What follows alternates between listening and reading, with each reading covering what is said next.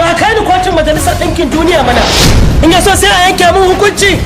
ƙwarya ta gari a ganta a ragaya, mota ta gari fa kuma ai a ganta akan titi.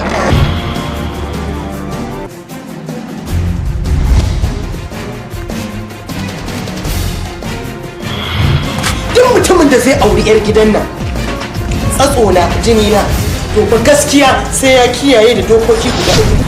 Ki maza ki haɗa duk ina da abin da kika san kin mallaka kin samu a gidan nan ki haɗa shi a daren da nake so mu